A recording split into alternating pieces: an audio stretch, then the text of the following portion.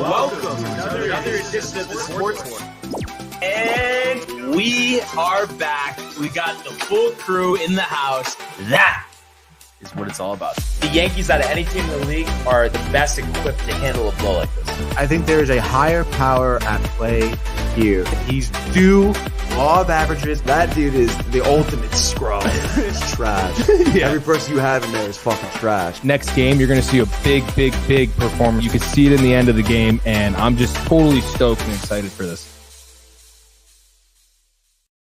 We are back. Welcome to another edition of the Sports Port. And today, once again, Barnes and Tony show. Anthony, how are you, sir? I'm doing all right there, Barnes. We're hanging in there. I guess we could say, I kind of mentioned this to you on the walk up the stairs this morning. A tale of two nights. A great night in terms of being at the Whiskey Barrel, and shout out to them again, for hosting us last night. What a great event. Just to be there and have our show. Really appreciated that, and we will definitely be back there soon. So really enjoyed that. Having everybody together. That is what it's all about. Unfortunately, the Rangers just did not do their job and play the way we expected. And I guess we should just dive right into it, Tony. The world of the National Hockey League.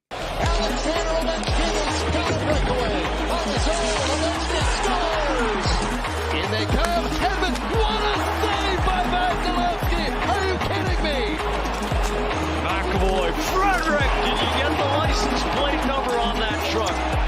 McDavid, beautiful move! You just knew that Connor McDavid was going to make a statement. What a goal! All right, Tony.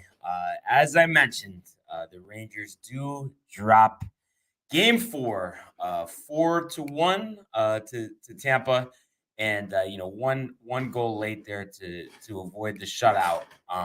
But whoopee, yeah, whoopee is right, and just once again, and what really stood out to me is just not enough puck in the offensive zone, especially early on.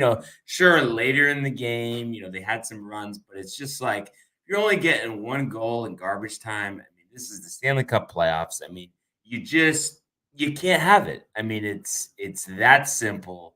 And I really was just shocked that they just couldn't get any offense going. And you look at the last couple of games. I mean, the offense, just has not been there. I mean, 3 goals combined in 2 games. Right. That's not enough to even split 2 games. So I mean, it was just very disappointing. And I mean, that's what it was to me. And I know, 4 goals isn't perfect, but I think the offense kind of put them in that situation. So to me, at the end of the day, it comes down to lack of offense and not taking advantage of opportunities, not creating opportunities. That's the only way I could chalk up this loss. I don't know, you see it really any other way than that. No, not really. I mean, obviously, scoring 1 goal in garbage time, like you said, doesn't really, show how much offense the Rangers should really have been kind of putting out last night. I mean, give it to Tampa Bay. I mean, they scored, early and pretty often throughout the game, starting with Patrick Maroon. I think Palat had like a nice drive to the net. Maroon was there just to clean it up. And they did a great job defensively, the Lightning. But I mean, the Rangers just could barely get it through the neutral zone. Just throwing pucks away at that point. Kind of like doing what they had done against Pittsburgh, because against Pittsburgh, they had a tough time going through the neutral zone as well. So what do? They try to dump the puck in and chase after it. But that just really was not working with Tampa Bay. The Rangers didn't really have much forecheck. They were not playing nearly as physical as I think they should.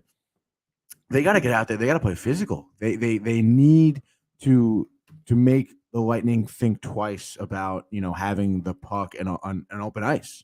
There really wasn't that physicality that we've seen before from the Rangers. I think that perhaps we talked about it. Perhaps starting the Reeves line might be kind of smart to kind of get his body out there, get his physical play. Kind of setting the tone for what the Lightning will be kind of facing. And it's just really tough because you look at some of the chances even without that offense. I mean, I think it was the start of the third period where Trouba had a phenomenal pass to Goudreau. I think it was basically an open net, and Goudreau just kind of fanned on it, and it was. I mean, that right there early in the third period.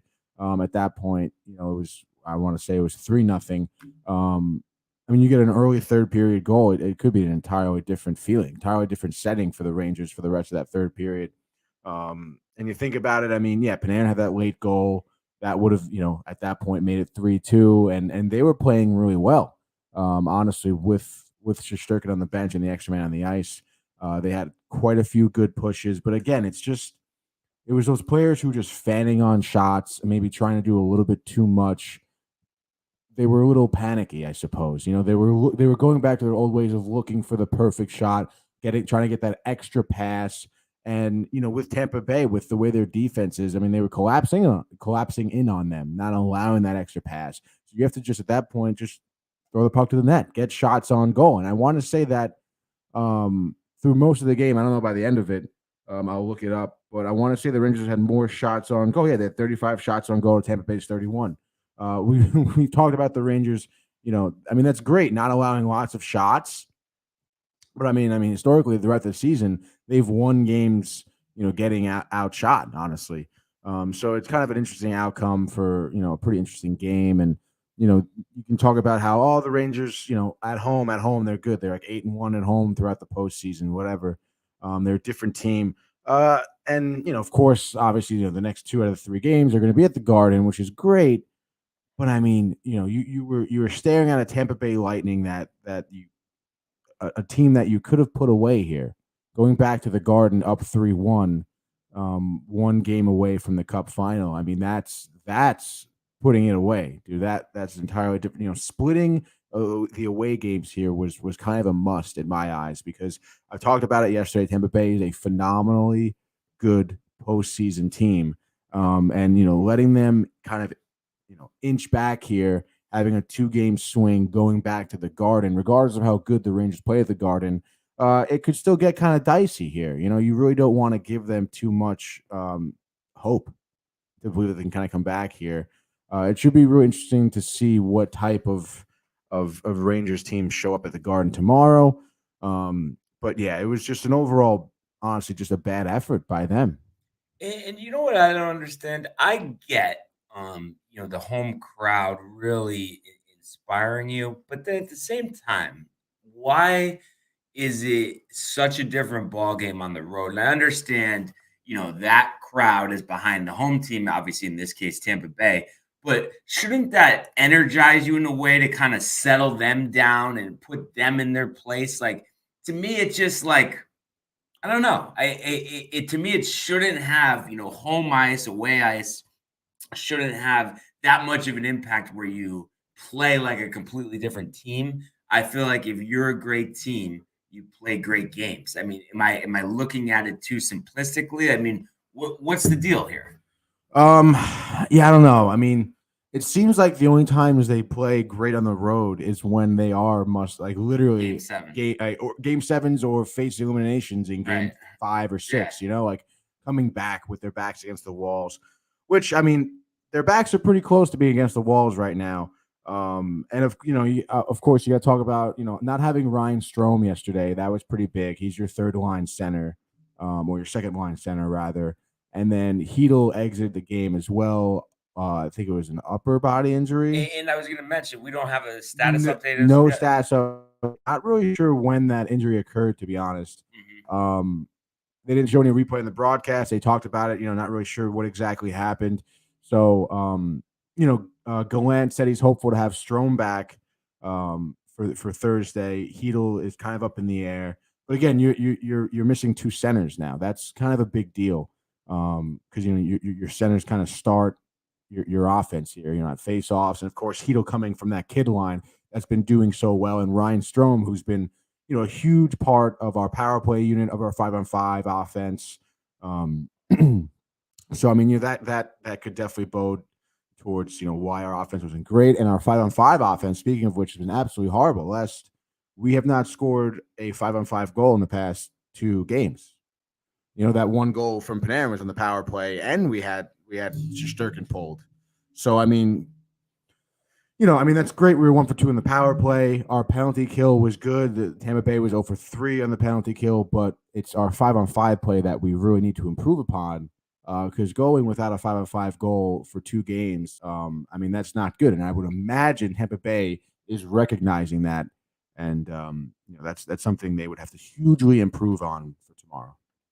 And I expect them to improve on that tomorrow. But it's just like you said. I mean, it's just a shame that they've put themselves in this spot where, you hate saying it, and of course they could still win the series if they don't, but it creates, to me, a must-win situation, and it puts you back in control. You take care of business tomorrow, then you have to win 1 or 2 games, and the last chance being on your home ice. I mean, you like your chances there, but nothing that we saw the previous 2 games, especially from like the middle of the second period on, in game 3, and then this game gives you that confidence that that's going to happen. But also in previous series, they would play like that, in Pittsburgh or in Carolina, and then be a completely different team. So that being said, while it's an uneasy feeling and, you don't feel 100% confident, I do still expect, them to really turn it on tomorrow and possibly, win a game handily and really take out their frustration, on the last few games. Obviously, I mean, we'll see. And you hope, just kind of looking at it from a bigger picture, they are able to rebound tomorrow and then split, 6 and 7.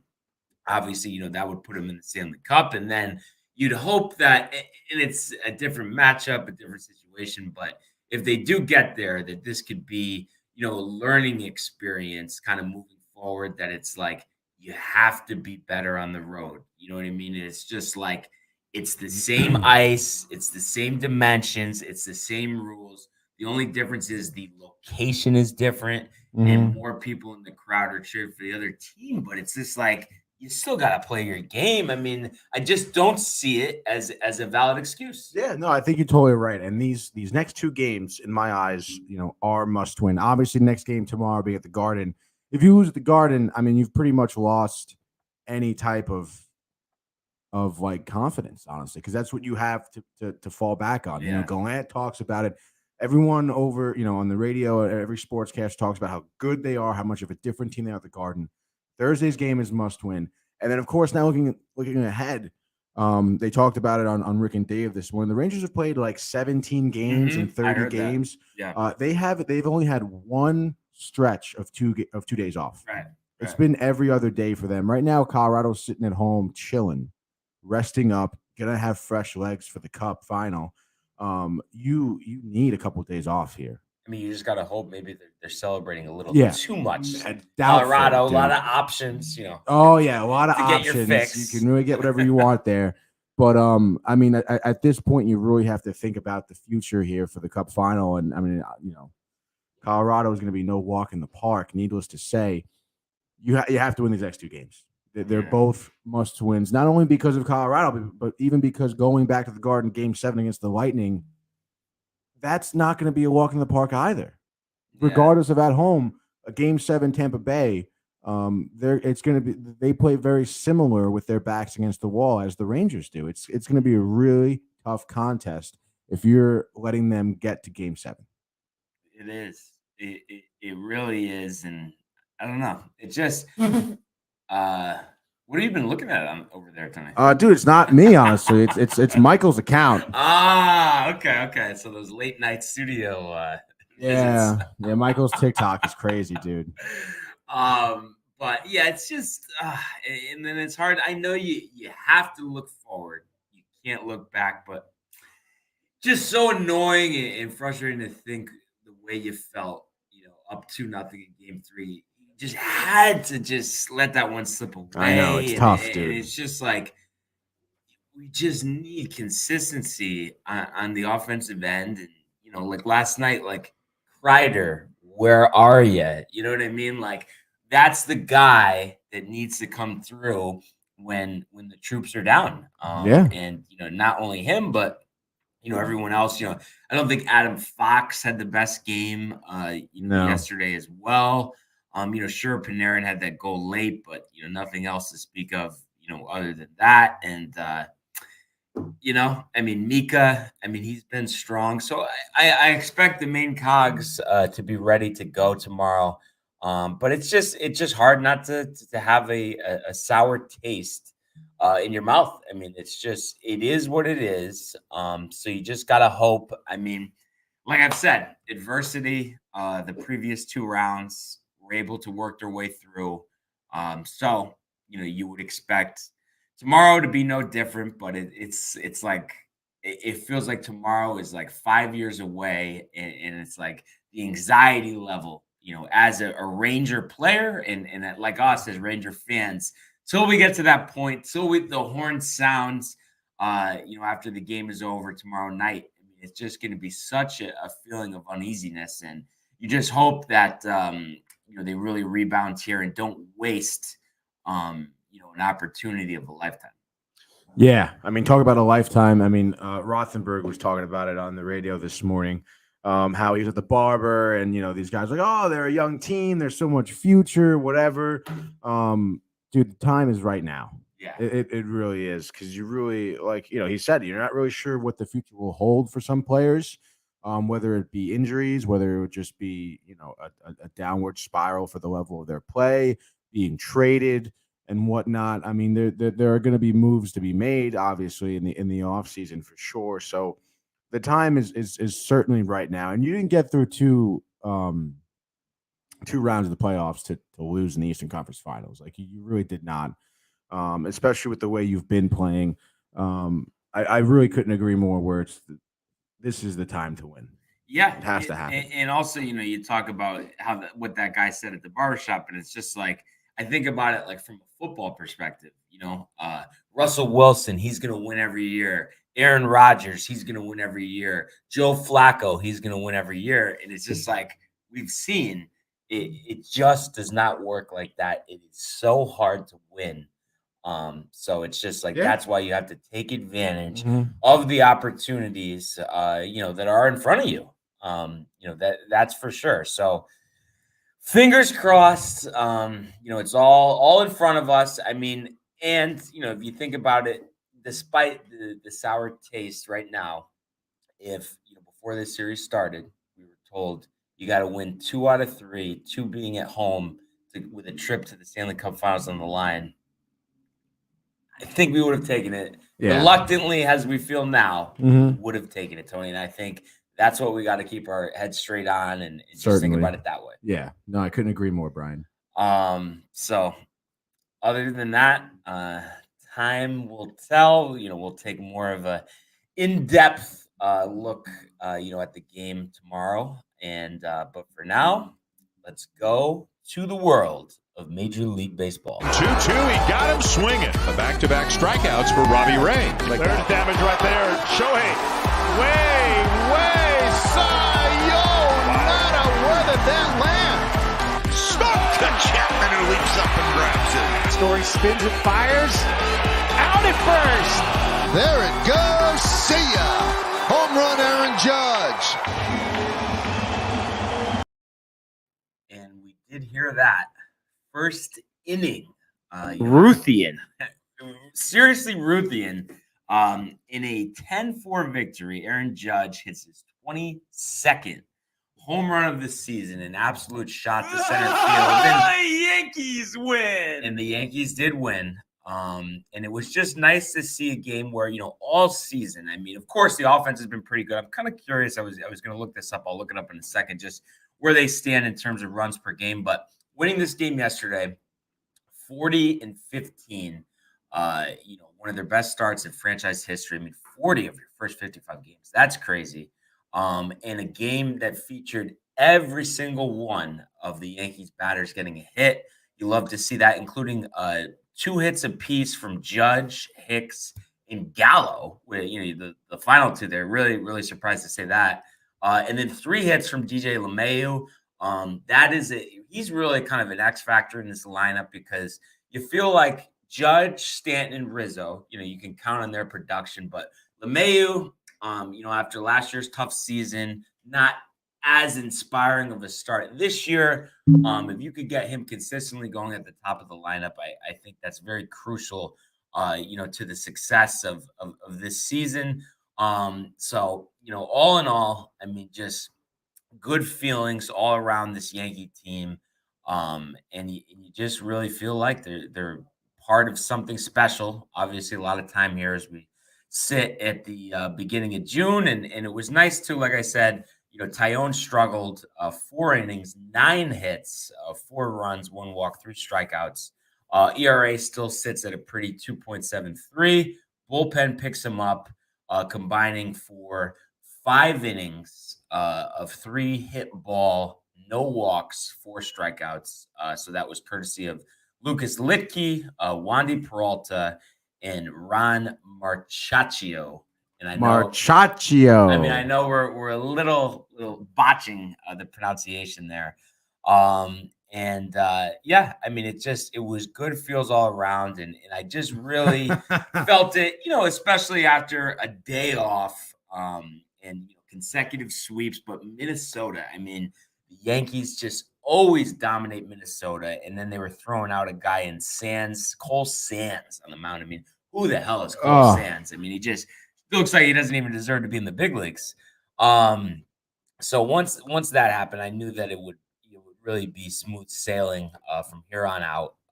And then, just to kind of take an updated look here in terms of the standings in the American League East, 7 clear, of the Toronto Blue Jays, 8 clear of Tampa, 11.5 clear of Boston. And it's funny, Boston's back, still 11.5 games back in the division, just due to the strength, of the Yankees. And you take it a step further, 4.5 game lead over Houston, for that, coveted first position to get that bye in the wild card series. And as, we were listening to the lovely 98.7 ESPN app before, Dave and Rick mentioned it. It just at this point feels like the Yankees may never lose a game again. And I know, Tony, you of all people love the sound of that. I mean, that's a little ridiculous, Brian. Come on. Gotta give you more than that. I mean, never lose a game again. No, I know I'm just kidding there. But yeah. I mean, it's not far-fetched to say that they have a chance at the win record for a season at this point. I mean, 55 games in, right? Only 15 losses. I believe the win record would be 117. So I think you have 48 losses, so you'd have to lose 33 the rest of the way. A lot of time between now and then, but it is a historic pace. And I mean, it has to leave you in a sense speechless just thinking about where we were, when the season started compared to now. Yeah. Or even just, last season in general. Yeah. There was a while where, the Yankees would play up to some teams, but they couldn't buy wins against teams they should be beating up upon. And now look at them against, Baltimore, Detroit, and Minnesota, obviously, as well. And then they've been playing, good against the better teams in the AL as well. They've done well against Toronto, I feel, against Tampa Bay, pretty decent as well. And they have a big road trip coming up, right, or something? Yeah. They go to Tampa, to Toronto, and then play Tampa at home or something, and they have Houston at home. Yeah. I think something like that. So I think, you talk about a historic pace the next 13 some odd games, after Minnesota, I think is going to be a good indication in terms of where the Yankees are going to be record-wise at the end of the season. Yeah, absolutely. And, you just expect them to keep churning along. And I just did want to see, by the way, tonight it will be 7:40 in Minnesota for game 2 here. Nestor Cortez, 5-1, 1.50 versus former Yankee nemesis Chris Archer, 0-2, 3.89. Trash. So he was really, though, like one of the best young and upcoming pitchers in the American League. And it just all fell apart once he got traded away from Tampa. Yeah, I don't understand. Was it maybe just the change of scenery, different coaches? Like, yeah, I mean, Pittsburgh, everybody gets better after they leave Pittsburgh. Right. And, I think injuries, of course, played a big part in that. And just to take a look here, so runs per game, I just wanted to look that up. So the Los Angeles Dodgers, first place, 5.27 runs per game. And in second place, yours truly, those New York Mets. Wow, dude. 5.12. Right on up there. Giants, third place, 5.11. Yankees, fourth place, 4.87. And then if you kind of do a home and away breakdown, Yankees at home, 4.83, and believe it or not, a little higher on the road, 4.92. Interesting.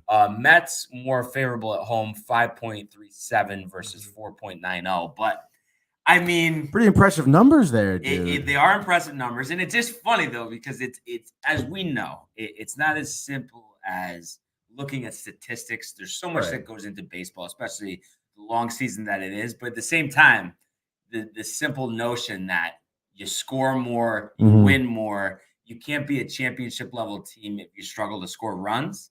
And I think that's why the Yankees and the Mets find themselves in the favorable positions that they are in. And it's just fun to watch every night. It's must-see TV. And I haven't looked them up. I know we're big on the ratings here all of a sudden, but I would imagine both teams must have a decent uptick from this point last season. I would imagine just the excitement building for the dominant starts that both teams. I mean, yeah, I would hope so, right? I mean, both in attendance, in viewership on television. Yeah, definitely. Maybe not the Yankees with their Peacock stuff they got going on, but What do you think how that's going to play out? Like, does that stay? Does that get better? People get more comfortable, or does that go by the wayside eventually because of the backlash? I mean, I think they're going to push for it. I think networks will be pushing for it more because of the way, streaming has become more of a norm and less people are getting cable. But it's just tough because, I mean, obviously this is just my opinion, but it's just so easy for me to go home, turn on the TV, put on SNY, and the game is on. Well, I have the perfect answer. And I've mentioned I feel like I would be a suitable commissioner, for Major League Baseball. Looks like we got a comment here. Boys, still on cloud 9 from last night. Oh, don't jump the gun here. Oh, I'm sorry. Yeah. You're right. I am jumping the gun. That's funny. Very sketchy, Matthew. But Tony, I feel like it's such an easy thing, and I know you will agree with me with this. It's like you want to have these streaming deals. Go ahead, have the streaming deals, but make them national streaming deals and don't make it affect the local broadcasts. I don't understand why it's so hard. Why can't they just do it that way? Yeah, I mean, it's just for money then. But it still should be a lot of money. There's a whole country worth of fans like getting access to games that they wouldn't normally get. Why do we need to mess up the local broadcast partners? And it's like, listen, I mean, a lot of the Yes Network, is owned by the Yankees because I think they bought some stock back. I think for a while they had only had 20, 30%, whatever it is when Fox was in play. But it's just like, I think they want to protect their asset and they'll pay whatever they need to pay to have the majority of games, on the Yes Network. And like you said, the easiness of turning on the TV, obviously it coming in live. But I mean, could you see a scenario where that kind of ends up being the solution to the problem where they don't let it affect local broadcasts? I mean, maybe, but again, they want to push people to the stream. They're not going to have the local broadcast going, because especially like, I feel like you and I, being fans locally, would be more inclined to tune into the stream if there's no local broadcast. If there's a local broadcast, I'm going to local broadcast for sure. Right. I feel like some guy across the country may not care necessarily about the Yankees playing on Peacock, because he's not really a fan. Like maybe he'll tune in if he's a big baseball fan, but other than that, I don't think so. They have a wide reach, though. I'm telling you, compared to any other organization. Oh, the Yankees do, yeah, but I mean that's state. That's one team, right? The MLB. So, but they're actually really the one team that's actually having the majority of their the most games on these streaming apps because of the Peacock, huge with Amazon, and then they've already had a good amount of Apple Plus games, and I want to say it was like 20 to 25 games this season. That's ridiculous. It makes sense for their reach, but regardless, I'm sure most of their viewers coming from the East Coast, tri-state area, New England. You got some in Italy though, big Yankee presence in Italy. Let me tell you. I'm sure, dude. You know. Yeah. So. We'll see how that situation plays out. And just kind of curious if you could hit this on the head, Tony. So I was looking up attendance. So Yankees currently 5th average fans per game. Mets sitting at 11th average fans per game. There's 4 teams this season who have drawn over 1 million fans. Could you give them to me? All right. And just one thing, just so to make this something to keep in mind. I know I mentioned Yankees in 5th, but they're still in play for this 1 million fan thing because you have to think about capacity. Some people have lower, higher capacities, so they have more overall fans. Right. Are they close? The Yankees? They may or may not be in there for 1 million fans. So it's up to you to decide. So 4 teams ahead of them. No, but they're in play for this. I'm just saying 4 teams that have drawn 1 million fans because per game is different than total fans. That's what I'm saying. Right. So they're 5th obviously per game. They're 5th in per game. Correct. But you're saying there's 4 total teams that are over 1 million fans. Over 1 million fans. I guess Dodgers. Yep. So they're 1.293 million. Okay. Astros. Astros are only at 676,000. Really, dude? Only 21 home games. So that's more. Oh, wow. They're right behind the Yankees per game. I'd be interested to see where are the Braves up there? Braves are actually 3rd at 1.046 million fans. All right. Perhaps the Giants? The Giants, believe it or not, way down. 749,000, 10th, just above the Mets in per game. Okay. So we got Dodgers, we got Braves. 2 more teams.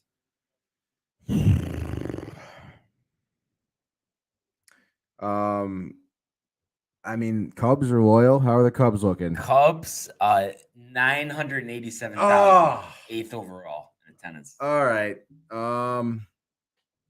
Think about a classic organization, city, beautiful ballpark. And I'm not, but I'm, you know what I'm saying. You're gonna confuse me even more. Yeah, probably.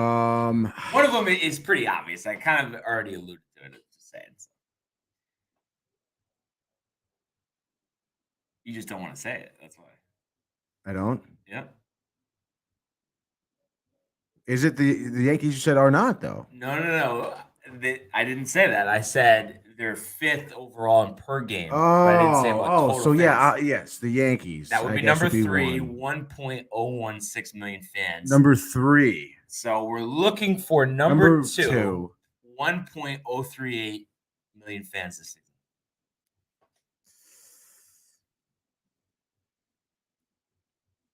I feel like if you don't guess it, when I say it, you're going to be like, are you kidding? How did I not get that? Really? Yeah. Like I said, classic team, been around forever, have won, a few championships in the last 20 years.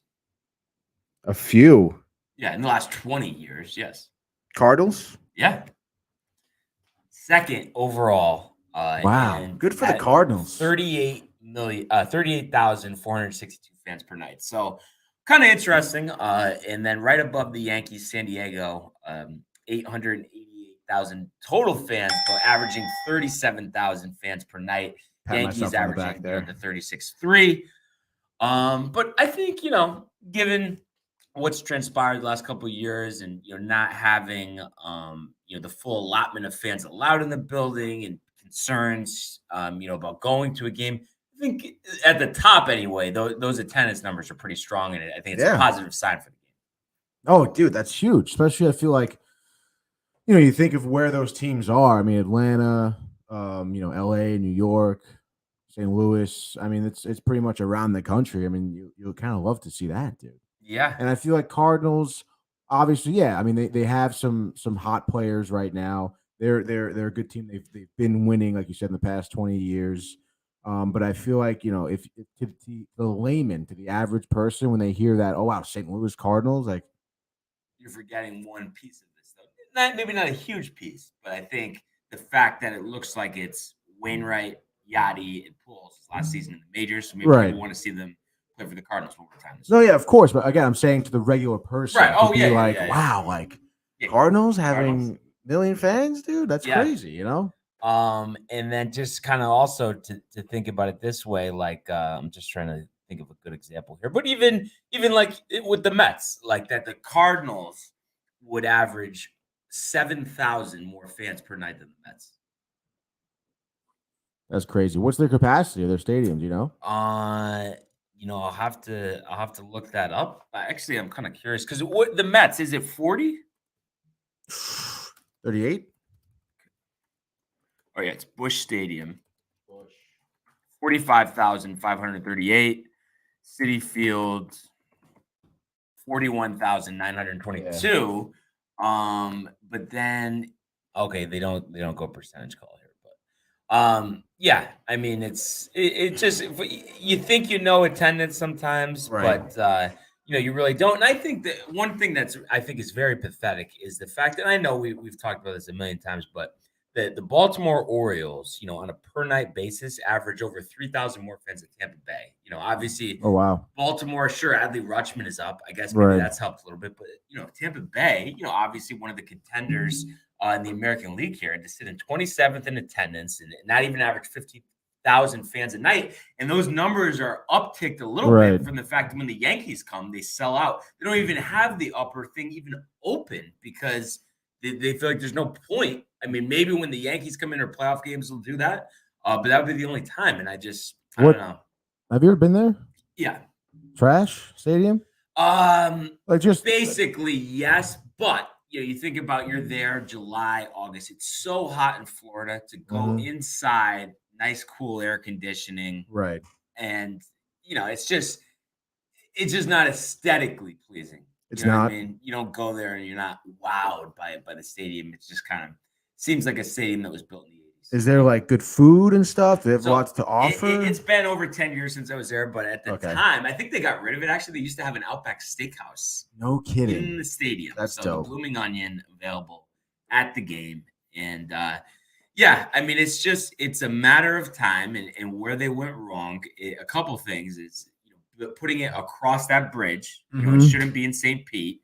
And then number two, you got to have a retractable roof. And I understand there's a lot of hot Florida days, but when there's not that feel of an outside baseball game, they're missing out on that. Oh, absolutely. And I mean, I feel like how many times a year you see like a home run ball hitting the top of the stadium? Like it's like, well, the seats aren't even open. Yeah. Like, oh my God, dude. Yeah. So I guess it is what it is, Tony. I mean, I don't know how else to put it than that. And speaking of is what it is, 7-0 last night. What happened in San Diego? Oh, well, I mean, obviously getting shut out, absolutely no offense from the Mets. Early on in the game, I want to say second inning maybe is when Alonso left. Alonso got hit in the hand by a pitch. Thankfully, he got x-rays. X-rays came back negative, so no broken bones, which is great because obviously a broken hand would leave you out for a while. But nonetheless, that injury is obviously tough. We'll see how long he'll be out for. I would imagine maybe 10-day IL, maybe. Just to see because there'll be some further testing on his hands to see his mobility and whatnot. And then Starling Marte as well left the game with a sore hamstring. That's not good.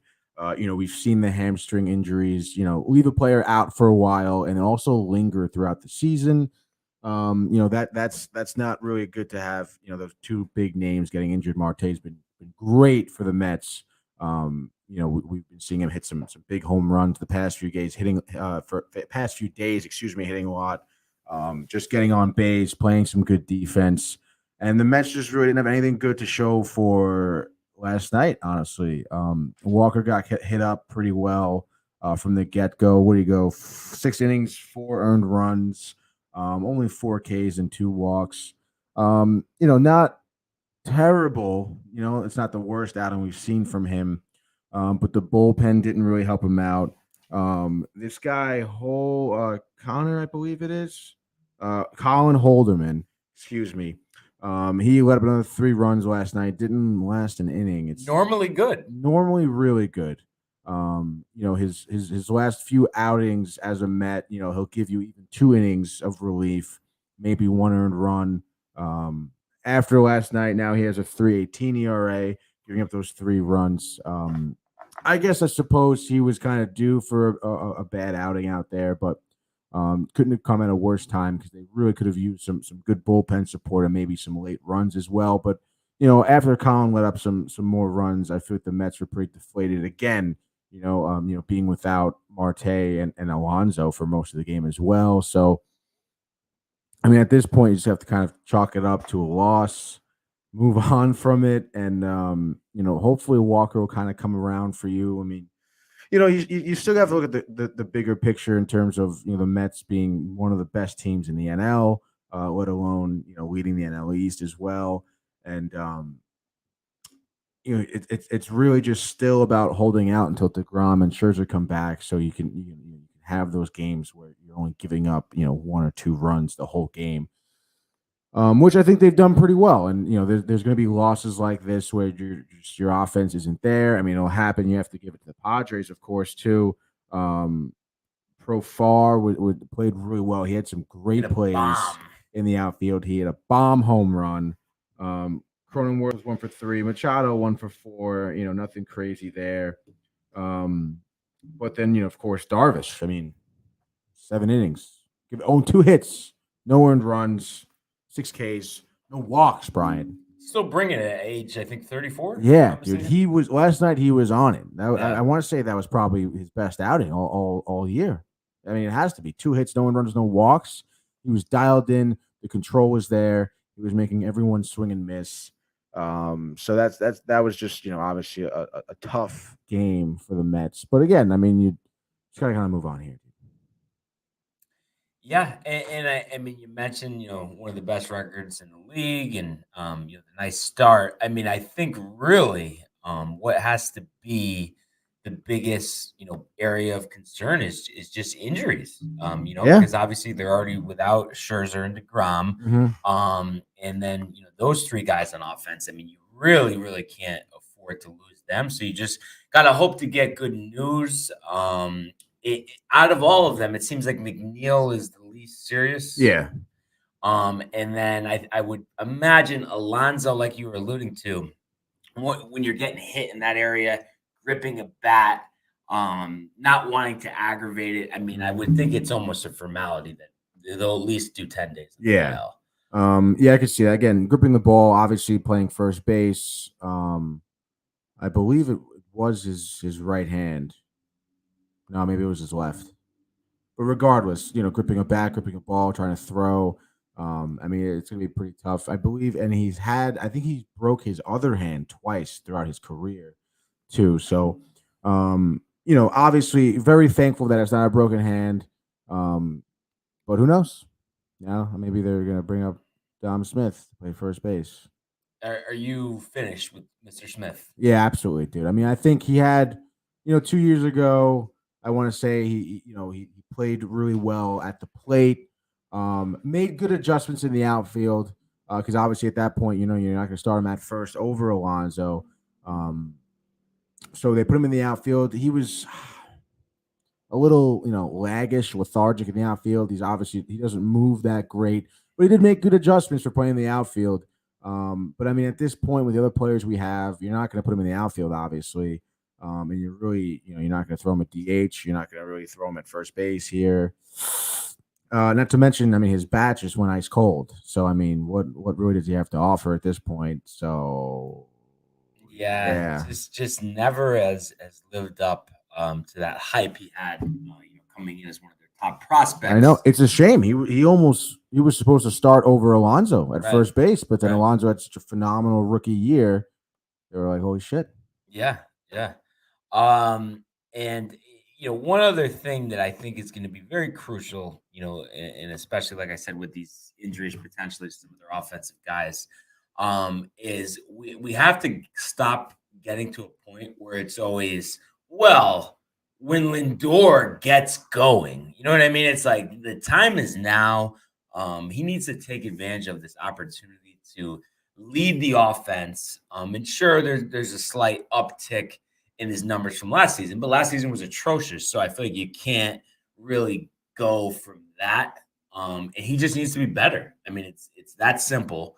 And I think these next couple of months are going to be crucial for him to see if he can carve out a good season, being his second one in New York. Yeah. I mean, you said it just now. We said it with the Rangers. The time for the Mets to make a push to get to the World Series is right now.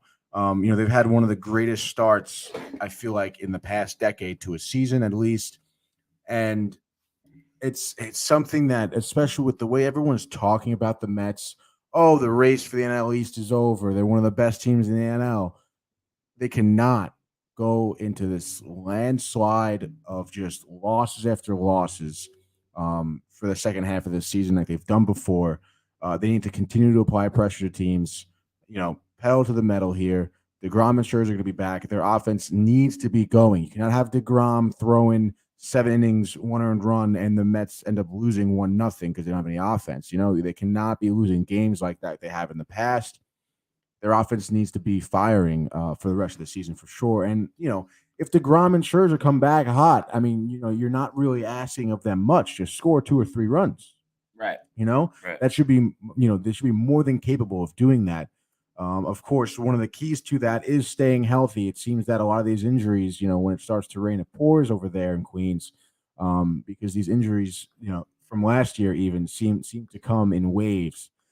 But, you hope Alonso, 10 days, he'll be fine. No broken hand. Marte just needs to rest the hammy, maybe stretch a little bit, eat a banana, and we'll be totally fine. You don't think he goes IL? I do think he does. Oh, okay. 10-day. Yeah. So yeah. A few bananas. I mean, a few bananas, 3 bananas every day. But he's older, of course, and the way he's been playing, he's been definitely exerting his body out, kind of in the outfield. And, look at his body. He obviously works out a lot. He's a big dude. That's definitely a lot for his legs to handle, I'm sure, especially in his older age and stuff. But, we'll kind of play it by ear. Thankfully he's lasted this long. Honestly, I'm a little surprised he's lasted this long without much of an issue. Yeah. So it's just the risk you take when you sign a guy an whose older guy, game, is based on speed, and he's in his mid-30s. Yeah. Despite player that he is, and I would have expected some more stolen bases from him up to this point. Only 8 steals. He's got caught stealing twice, and last year he had 47, so a little off pace of that, but. Once he gets healthy, I'm sure he'll look to incorporate that in his game, more.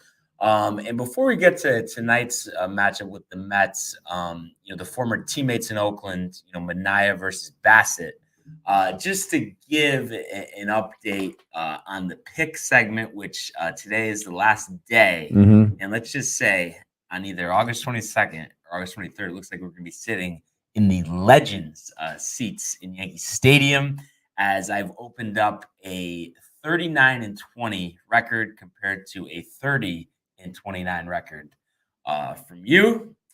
So, I was due to win, law of averages. Yeah, no, that's for sure, dude. We'll play out the string today just to see if you could, cut the deficit. Yeah, give a respectable effort. Yesterday, 4-1 for me, 2-2 for you. Obviously, had the extra game there. But I feel like with our predictions, we did hammer a couple home yesterday. Manoah was fantastic again. Love to see it. Kopech, yeah, amazing as that, well. Dude. So that was fun. But for the last time for this segment, Tony, give me something here. I think we should. Yeah, Wednesday. Yeah, we're good for 4 apiece, right? Yeah. Yeah, sure. What do you got here? Games? There's so many. No one's off. Yeah, it's Wednesday. All right, dude. We're just talking about the Mets. I guess I'll go for the win tonight and not just go with my heart here.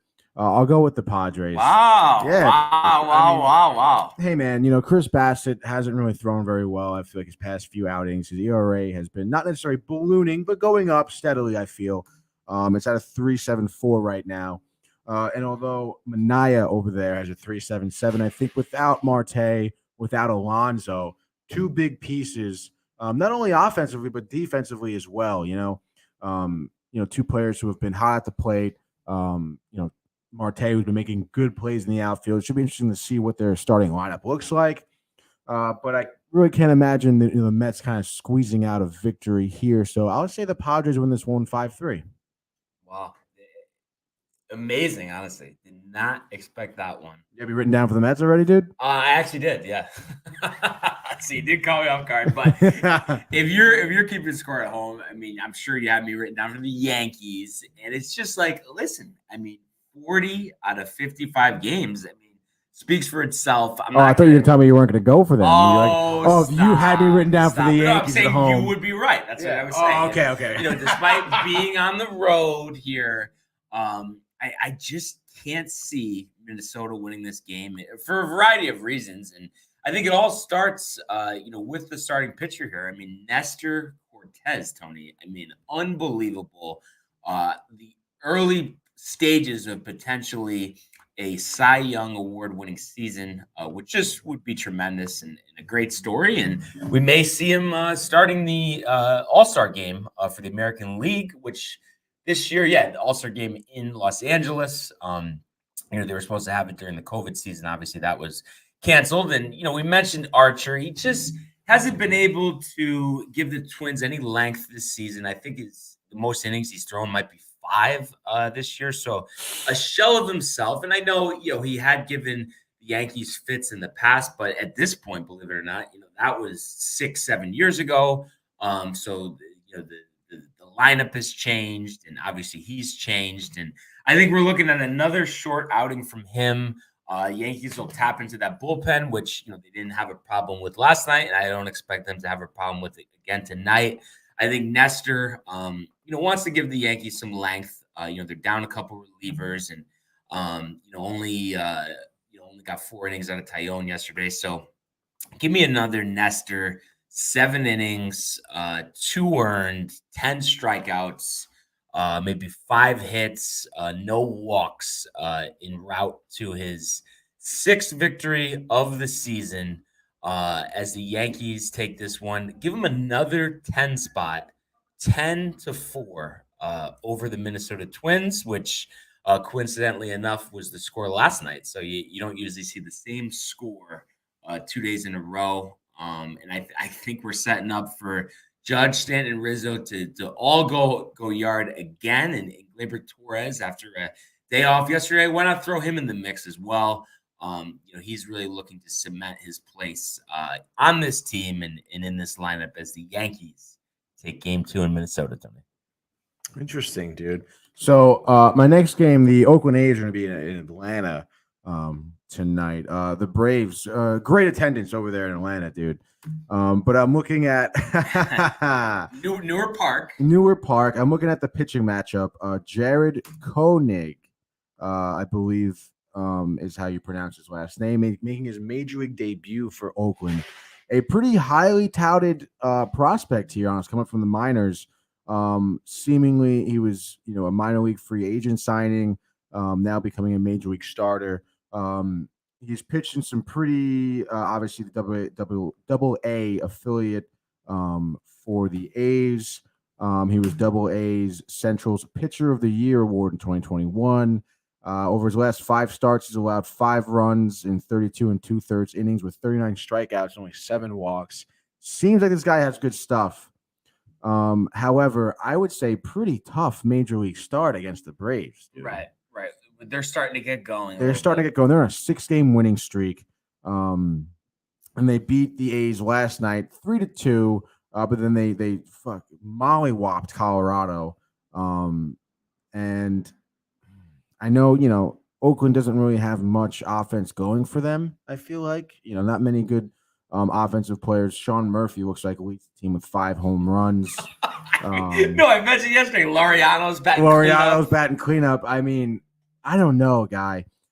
Even with Jared maybe pitching well, I can't see him giving up less than 3-4 runs. Right, and then them scoring, and then them scoring 3 or 4 runs. I don't think so, dude. It should be pretty interesting to see how this Jared kid kind of performs because it seems like he's highly touted. I mean, it seems like they have a pretty high expectation for him. But I would say, first major league start in Atlanta, maybe a little shaky. Who knows? But give me the Braves tonight, 5-1.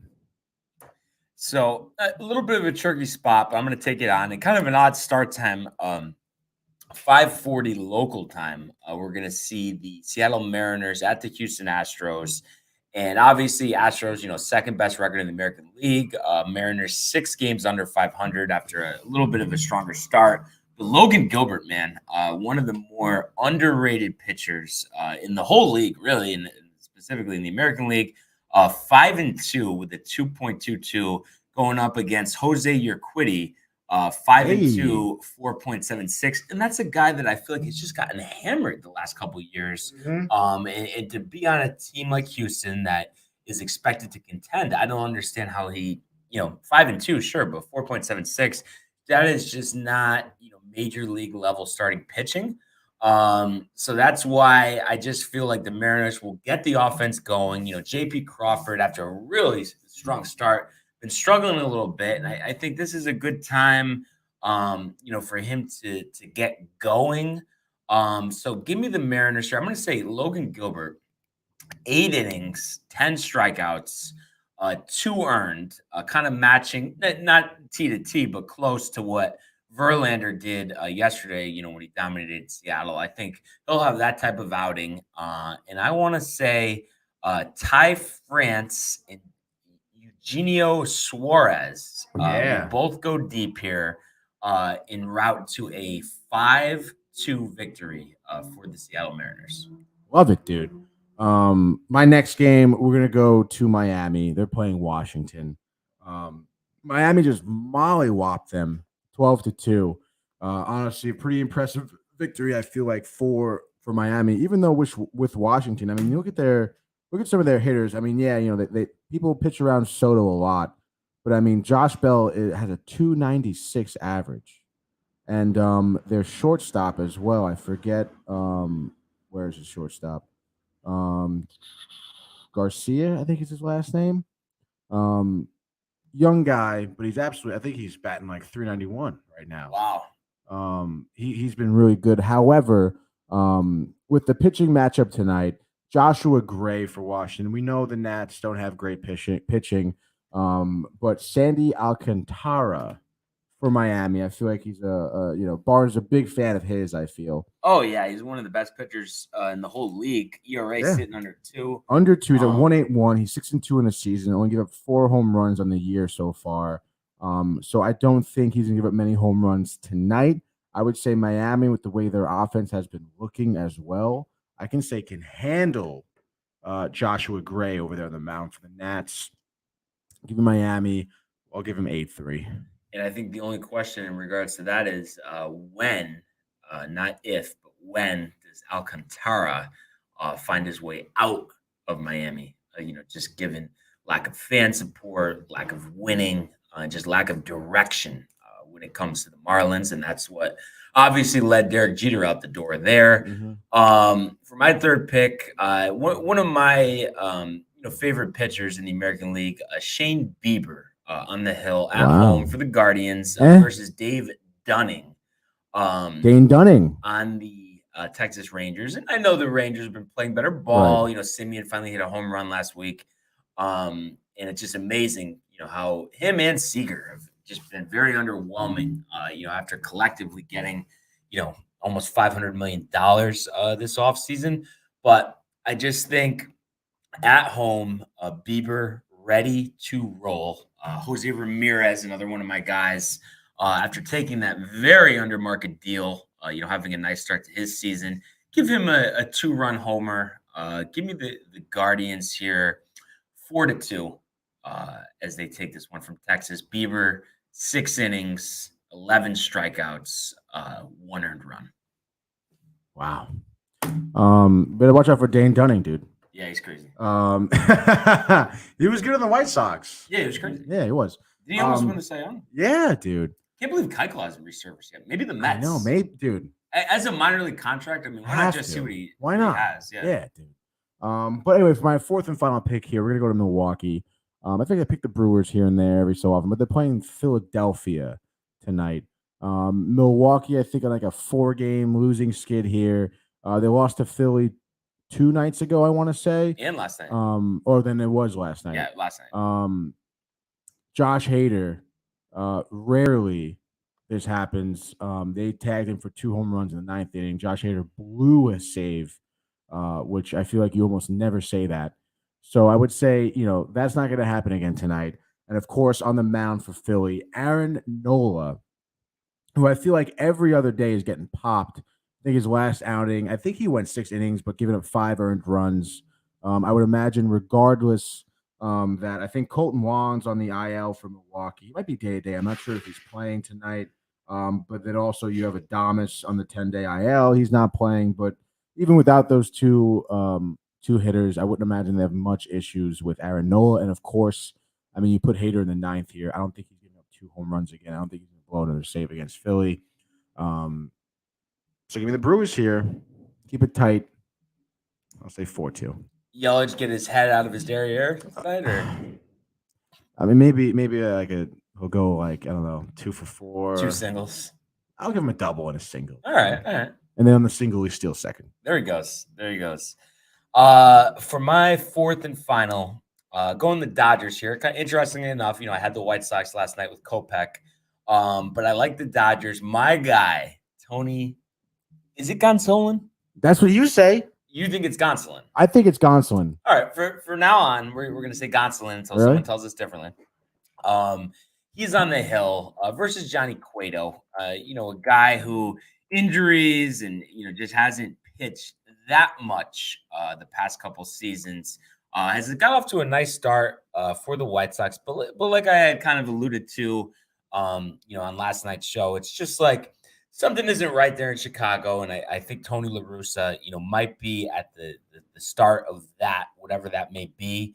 And I think Cueto, like I said, while it's a nice story, I mean, you just look at the numbers here. I mean, he hasn't pitched more than 114 innings since 2017, and once in the past 4 years has he gone over 60 innings. So, or 63, whatever. It's just he hasn't pitched that much. He was electric when he first came up with Cincinnati, but he's just not that guy anymore. And I just have a feeling the Dodgers don't like the way they've been playing. They feel like they're here to solidify their spot as the best team in the National League, and I'm going to say they're going to be all over him. Gonsolin will go to 7-0. You said Gonsolin. Gonsolin. Let's get to the bottom of it real quick. His 6th start. Remember last time he pitched against the Padres, he did well. Oh, come on. 2/3. He struck out 8. Didn't say his name. He's got the 4-seamer, the split is his secondary pitch, a slider and a curveball. Hold on. Pitch. Remember last time Dodgers take a 1-0 lead. 25-year-old making his 6th start. Remember last time he pitched against the Padres, he did well. 4 2/3. He struck out 8. Got the 4. You got to say it, dude. Split is his secondary pitch, a slider and a curveball. 4-pitch mix. He's having a good season. ERA 1.57. Opponent's only hitting 178 off Tony Gonsolin. That Gonsolin guy. All right, let's go. I mean, still could have pronounced it wrong. But No. I'll take it. Anyway. I'll take it. Barnes. Tony. 6 innings, 9 strikeouts, 1 earned run. Dude, what the fuck is Dodgers, this bot, dude? 5-0 as we need to clear out the filters over here. But yeah, that's what we got for Major League Baseball. Hoping for 2 New York victories tonight. No, we're not. Tony, I mean, it's over. 9 games, you can't make it up with 5 picks. Doesn't matter, 4 dude. picks, whatever it is. Go down with dignity, dude. You want the Mets to win. Get out of here. No, of course I do. I'd love Yeah. to see the Mets win. But anyway, as we like to, towards the end of the show, Oh, God. let's go quickly to the world of the National Basketball Association. The Bulls with LeBron James at the buzzer.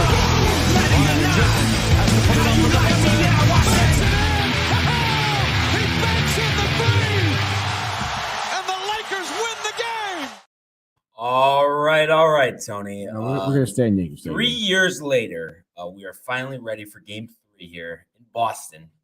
After a long time off, and hard to say with all this time off. I mean, who really has momentum? I mean, sure, the Warriors had an impressive Game 2 victory, but when you have that many days in between games, it seems like everything's kind of reset. And you would feel the Boston home crowd, would be riled up. It's been a few years since they've been in the NBA Finals. Actually, I think it might have been 10, I want to say, because maybe 2012 with the Celtics. Anyway, so it's been a long time. Obviously, they really want to see him add that, I believe it would be 18th banner to the rafters. Of course, the Warriors have something to say about that. The books are giving Boston the edge here, 3.5-point favorites, total set at 212. One guy that really has not gotten going just yet is Jason Tatum, and you'd expect the home crowd to kind of lift him and maybe propel him to one of his better performances. He did have 28 last game, but a lot of missed shots. So I just feel like he hasn't been, and after only 12 points in Game 1, you expect a heroic effort out of him. But obviously the Warriors have looked great, deep team, experienced team, and of course, Draymond loves, flipping his gums and, talking, being at the center of it, even though really when it comes down to it with pure basketball skill at this point, I mean, he's rebounding, he's passing, and he's talking trash, but as far as offense, not providing much. So I think he's got his chest a little farther out. As he typically does. To be. Yeah. Don't really have a feel, like I said, just because of the layoff, but if you had to give me something here, Tony, and I know there's some statistic where series tied at 1-1, the Game 3 winner probably has a pretty good, maybe 60 to 70% chance of winning the series. You'd feel like this is a big game. So that being said, if you had to go in a direction and just as a prediction, I mean, what are you expecting to see tonight out on the hardwood? 9:00 on ABC, so some people might be sleeping by the time. That's crazy, dude. For a Wednesday night to a 9:00 game, it's a little despicable. Waited 3 years for this? Yeah. Oh my gosh. I would say honestly, Curry, like 45 points, decisive victory here for Golden State. Does he go Reggie Miller? Yeah, absolutely, dude. Why not? Throat slash. And Tatum, I know you said maybe at home, but I don't know, dude. I feel like he forces a lot of shots, and I just don't think the Celtics are going to have much of a leg to stand on. I think the Garden will be silenced, and that's going to be all she wrote, honestly, for them, dude. Wow. So I'm going to agree with you here that the Warriors will win this game. It seems like they are, the slightly better team, and obviously Boston, has the advantage at home here, but I'm going to say Warriors tonight, 125, Boston 110, close at halftime, maybe 60 to 59 in favor of Boston, but they just kind of lose it in the second half. But interestingly enough, the Warriors dominant performance tonight, going up 2-1, stealing one on the road, all good as well, but mark my words, Tony, they're going to win tonight and then will not win another game the rest of this series. That is my bold prediction. Gentleman Jack. Throw a couple shekels up there. Might be a nice payday. Throw a couple shekels up there. Could be a nice payday. You like that one, huh? I'm just saying Warriors in the money line. I mean, you probably decent odds. I don't have it in front of me. But yeah, I mean, that's just kind of what I see. Mm-hmm. And how crazy is it, just to kind of wrap up this discussion, that if this series goes to Game 7 will be 11 days from now. And we're, Game 3, and we're going to wait 11 days to get to Game 7. I mean, I hope it doesn't get to that, dude. You're ready for the offseason, Tony? Oh, so ready for the offseason, dude. Tony. But we'll see what we get for overnights. I mean, I'm sure, the TD Garden, will be rocking. And also, I want to say Klay Thompson, big performance tonight, kind of hasn't impressed, hasn't been that Klay this year. Maybe he goes for 35. I don't know. Yeah, that's what Mike would say. Yeah, so we'll see what happens, but we're feeling the Warriors for tonight. But like I said, 9:00 ABC. And as we come to a close here, Tony, just one other note. We spent a couple minutes yesterday at the Whiskey Barrel on this. They did, I don't know if it's official, but they did announce today that joining the LIV will also be Patrick Reed and Bryson DeChambeau. Wow. So two of the more noteworthy names on the PGA Tour won't be in the field for tomorrow's event in London, but expected to be there soon. And, as more names go to this, league, I'm expecting there's going to be some type of middle ground that's going to be found. And I would anticipate that'll be because the PGA at the end of the day just does not want to lose all this star power. Right. They're going to end up kind of standing down here, allowing them to do both events. But I just think despite these people that are backing this league, having all the money in the world, I think where it's going to go wrong is they're not going to generate revenue. You can't pay that much money for these people. And I heard too, no American TV deals, just YouTube, Facebook. There's gonna be no viewership on this. I mean, I don't know about no viewership. It should be interesting. So it's going to be like live on YouTube. Yeah. I would imagine, YouTube paying a lot of money for that type of right. And then maybe I think they're going to get viewership just because of all the juice that's been, kind of around this league and everything. And of course, the names that have entered as well. But again, I mean, to be giving up this much money, I mean, I'm sure obviously, the Saudis have some deep pockets, but, how long are they going to be willing to take losses? I feel exactly is where it's going to kind of stand. What is their goal? Like, what's their goal? To be profitable? PGA Tour, I guess. There's no way, dude. It's not going to happen. I mean, yeah, even having these big names, and it's not like the PGA Tour isn't going to go anywhere. Like, these players are still going to be in their tournaments, so it's they're like Dustin Johnson and Graham McDowell, Kevin Na. They have quote unquote resigned from the PGA Tour. So I'm sure stuff can change as there's more clarity to the issue, and the reason being they're doing that is because it blocks the PGA Tour from touching their pension by playing in this tournament. So they're kind of going one step ahead of them. But like I said, I just think they want big names in the tournaments. And it's like they know they can't compete with the money. So I think what they're probably thinking is we have the longevity, we have the stay power, we have the legacy. So let's just let them do this. It's going to crumble before they know it. And then everything will be back to the way it was. Maybe we need to step it up a little bit in terms of prize money. And I think that's what we're going to see. And I know it's easy to say these people, they'll get their paydays. They only have to play 7 tournaments a year, and make, $100 million or whatever it is. But there's something about the nature of competition, of stacking those major titles and competing with the game's greats and people carving out their legacy. And I think that is going to draw these players back to being full-time PGA Tour members.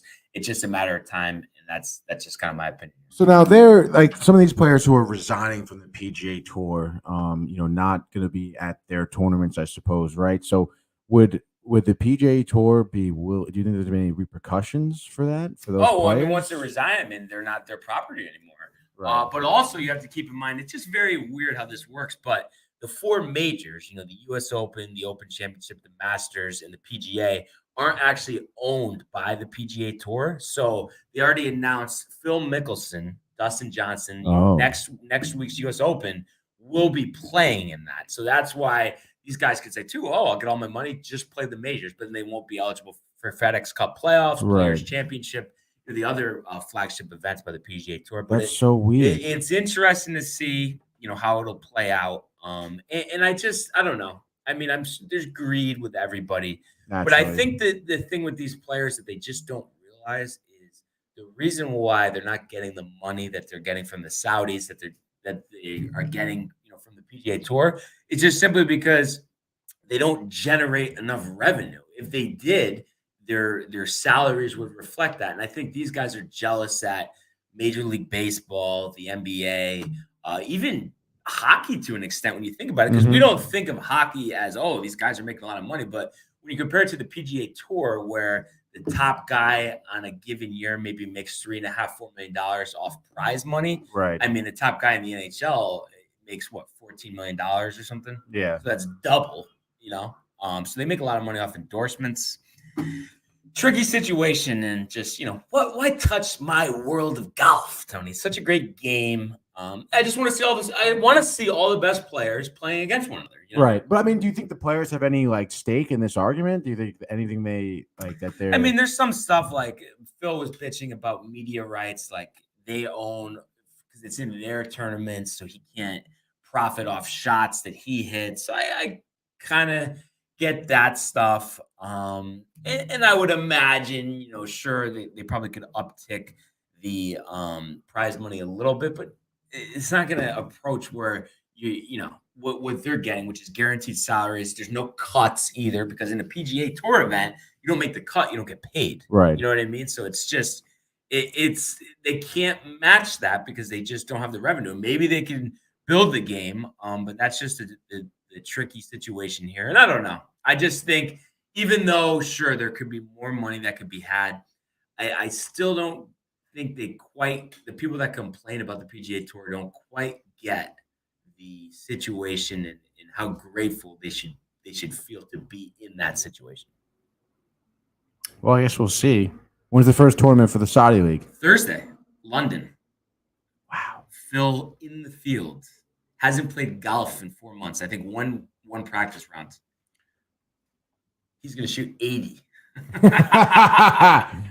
Oh, God. But yeah, I mean, it's funny. It is drama with golf. We don't really see that too much other than with Bryson and Brooks Koepka. But we will keep everyone posted, on that front. But other than that, I mean, another great show. And we're just hoping for some good energy, good wins for our New York teams coming up. And like I said, we'll talk more about Rangers Game 5 back in the Garden tomorrow. But as always, we'd really like to thank everybody for tuning in, to continue to comment, like, and subscribe, checking out our archives on the YouTube page, Tony in costume, as well as the spring collection at downtimetv.com.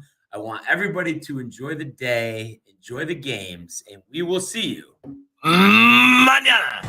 Hey guys, Tony here from Downtime TV checking in. I want to thank all our fans out there who's been liking, subscribing, sharing our content. You guys are the best. You guys are our bloodline. You make us love what we do.